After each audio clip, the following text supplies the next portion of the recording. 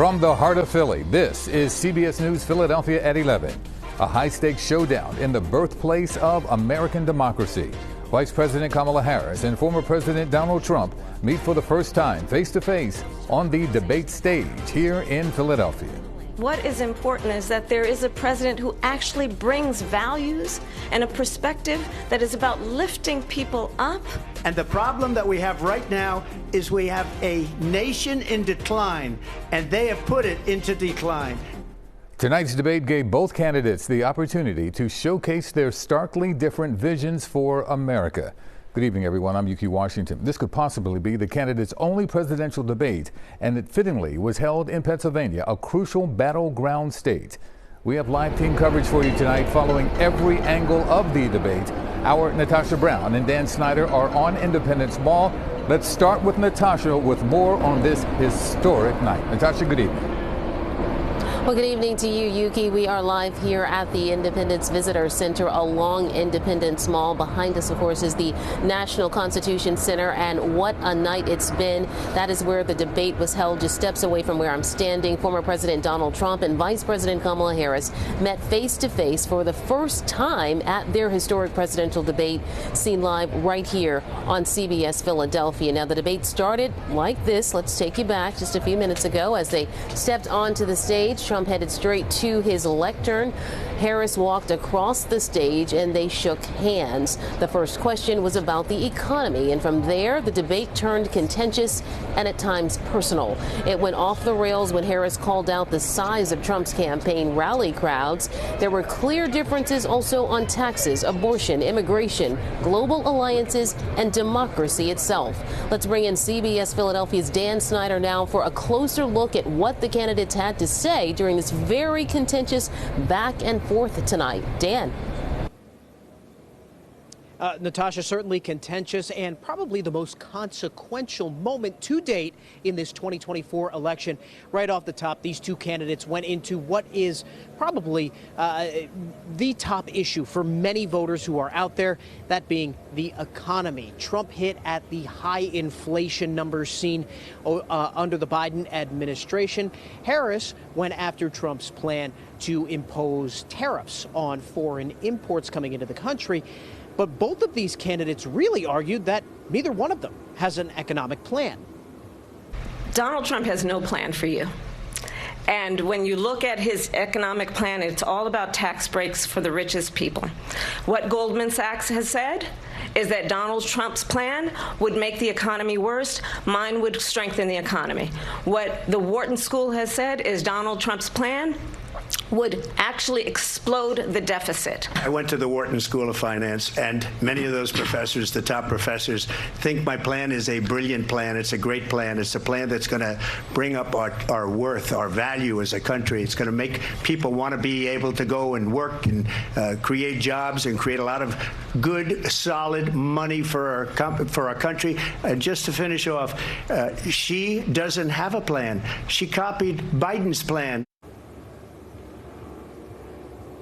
Now, Penn Wharton did release an analysis of Trump's economic plan in August. They found that his taxing and spending proposals would increase the national deficit anywhere between $4.1 and $5.8 trillion over the next 10 years. The two, of course, touching on immigration. Harris went after Trump for reportedly calling Republican lawmakers to kill a bipartisan border security deal. Trump repeatedly circled back to immigration throughout this debate. It is a top priority for him, and he ridiculed the Biden administration for high border crossing numbers seen under that administration. The two also sparring over abortion rights. Trump abortion bans that make no exception even for rape and incest, which understand what that means. A survivor of a crime of violation to their body does not have the right to make a decision about what happens to their body next. That is immoral. And I did something that nobody thought was possible. The states are now voting. What she says is an absolute lie. And as far as the abortion ban, no, I'm not in favor of abortion ban, but it doesn't matter because this issue has now been taken over by the states. Harris says she supports reinstating the guidelines that were laid out under Roe v. Wade. Trump says he does support exemptions for rape, incest, and for the life of the mother, but he declined to answer if he would veto a national abortion ban if it were to cross his desk. And lastly, the two touched on health care. That's another big priority for voters in this 2024 election, and specifically how they would handle the future of the Affordable Care Act. If we can come up with a plan that's going to cost our people, our population, less money and be better health care than Obamacare, then I would absolutely do it. But until then, I'd run it as good as it can be run. And what the Affordable Care Act has done is eliminate the ability of insurance companies to deny people with pre-existing conditions. I don't have to tell the people watching tonight, you remember what that was like? Remember when an insurance company could deny if a child had asthma, if someone was a breast cancer survivor, if a grandparent had diabetes? Now, we've shown you over the last few days just how close this race appears to be, particularly in those 7 key battleground states that could decide this election.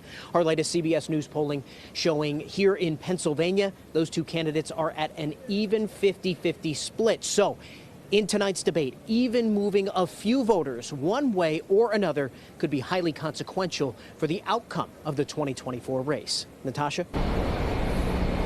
Certainly right. It could make all the difference, Dan. Thank you so much. Another major issue discussed in the debate was fracking, very important to voters here in energy-rich Pennsylvania. Vice President Harris wanted to make sure there was no confusion at all about her position on this. I made that very clear in 2020. I will not ban fracking.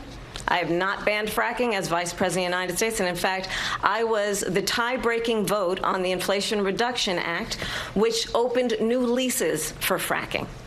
My position is that we have got to invest in diverse sources of energy so we reduce our reliance on foreign oil. Fracking? She's been against it for 12 years.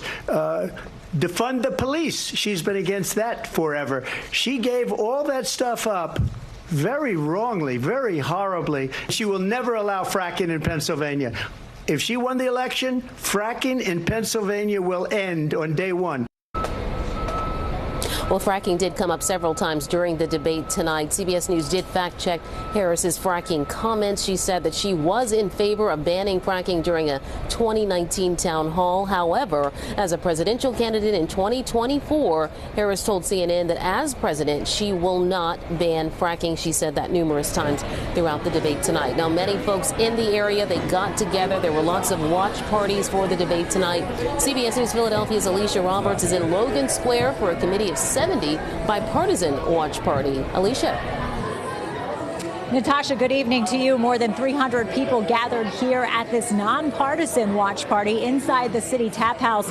As you mentioned, tonight's event was organized by the Committee of 70 and other civic organizations with the goal to unite voters on both sides of the aisle in this impartial setting. The hope here is that when people come together, they will foster conversation and share ideas. And we spoke to some who came out for tonight's event about what they saw from both candidates. I love the energy.